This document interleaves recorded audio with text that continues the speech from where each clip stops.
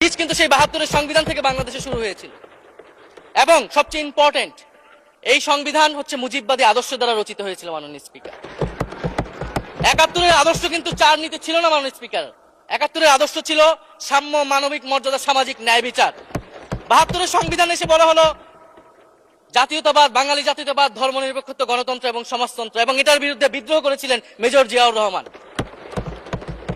মাননীয় স্পিকার, আজকে বিএনপি তার ফান্ডামেন্টাল জায়গা থেকে সরে যাচ্ছে। মাননীয় স্পিকার, শুধু জামাত ইসলাম ৭২-এর বিরোধিতা করেছে বলে কি বিএনপি এখন আওয়ামী লীগের পজিশনে চলে গিয়েছে? আমাদের জানা নেই। মাননীয় স্পিকার, ৭২-এর সংবিধানের বিরোধিতা করেছেন বদরুদ্দিন উমর, ৭২-এর সংবিধানের বিরোধিতা করেছেন মাওলানা ভাসানী, ৭২-এর সংবিধানের বিরোধিতা করেছেন কমরেড মুজাফফর আহমেদ, ৭২-এর সংবিধানের বিরোধিতা শত শত মুক্তিযোদ্ধারা করেছেন। মাননীয় স্পিকার, ফলে এই ৭২-এর সংবিধানকে বাতিল করার একটা সুযোগ আমাদের এসেছিল ১৯৭৫ সালের সিপাহী জনতার বিপ্লবের মধ্য দিয়ে। জিয়াউর রহমানের এটা একটা ঐতিহাসিক ভুল বলবো মাননীয় স্পিকার, তার প্রতি সম্মান রেখে, যে আমরা সেই সময় সেই অপরচুনিটি মিস করেছি। আমরা একটা গণপরিষদ দিয়ে নতুন সংবিধান করতে পারি না, এবং এই অপরচুনিটি আমরা এই ২৪ও মিস করেছি এবং এখনো করতে যাচ্ছি। মাননীয় স্পিকার,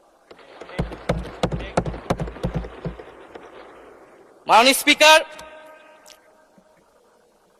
৫ই আগস্টের পরে যখন সংস্কারের আলোচনা আসলো, বৈষম্যবিরোধী ছাত্র আন্দোলন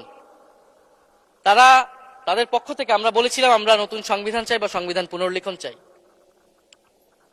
বিএনপি বলেছিল তারা নির্বাচনের মাধ্যমে ক্ষমতায় যেতে চায়।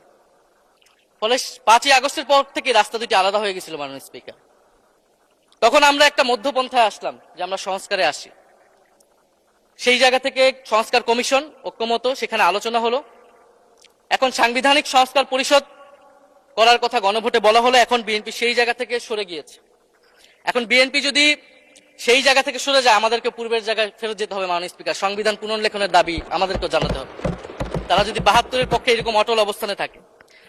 জুলাই সনদ নিয়ে অনেক কথা হয়েছে। মাননীয় স্পিকার, জুলাই সনদ, জাতীয় জুলাই সনদ, আমরা যেদিন স্বাক্ষর হয়েছিল, আমরা জাতীয় নাগরিক পার্টি সেদিন স্বাক্ষর অনুষ্ঠানে যাইনি। মাননীয় স্পিকার, এবং পরবর্তীতে আমরা স্বাক্ষর করেছি বলা যায় না, আমরা সেখানে আমাদের কমেন্টটা দিয়ে এসেছিলাম। মাননীয় স্পিকার, জুলাই জাতীয় সনদ, জুলাই গণ অভ্যুত্থানের পরবর্তীতে এত কষ্টের যে ফসলটাকে, সেইটাকে মাননীয় স্পিকার নোট অফ ডিসেন্ট দিয়ে সেটাকে কলুষিত করে ফেলা হয়েছে। যেদিন জুলাই জাতীয় সনদ স্বাক্ষর হয়, সেদিন জুলাই জাতীয় সনদের মেজর সংস্কারগুলোতেই পাশে একটা নোট লেখা হয়েছে যে কোন রাজনৈতিক দল বা জোট তাদের নির্বাচনী ইস্তিহার উল্লেখপূর্বক যদি জনগণের ম্যান্ডেট লাভ করে, তাহলে তারা সেই মতো ব্যবস্থা গ্রহণ করতে পারবে। তাহলে যেই দল নির্বাচনে জয়ী হবে, তারা তাদের ইস্তেহার অনুযায়ী সবকিছু করবে। মাননীয় স্পিকার, এটার জন্য ঐক্যমতের কোনো প্রয়োজন হয় না। আপনি যদি নির্বাচনে জিতে আপনার ইস্তেহার মতোই সবকিছু করবেন, তাহলে আপনার সাথে আমার কিসের ঐক্যমত, কিসের আলোচনা?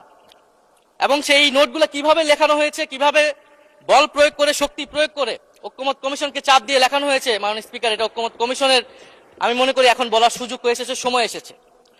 ফলে জুলাই জাতীয় সনদ কে আমরা একসেপ্ট সেই সময় করতে পারি নাই।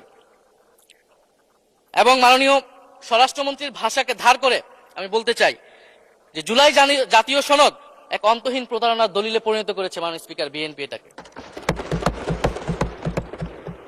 এবং ৭২-এর সংবিধানকে আওয়ামী লীগ দলীয় ইস্তেহারে পরিণত করেছিল, কলুষিত করেছিল, এবং জুলাই জাতীয় সনদকে বিএনপি কলুষিত করেছে, দলীয় ইস্তেহারে পরিণত করেছে। মাননীয় স্পিকার, আপনি বলছেন জুলাই জাতীয় সনদ, তারপরে আপনি দেখাচ্ছেন হচ্ছে আমার দলীয় ইস্তেহার, তাহলে এখানে তো কোনো ঐক্যমতের সুযোগ নাই। এরপরে আসলো গণভোট। গণভোটের আদেশ নিয়ে সমালোচনা আছে, এবং এই সমালোচনা আমরাও করেছি যে রাষ্ট্রপতি এই ধরনের অর্ডার দিতে পারে কিনা।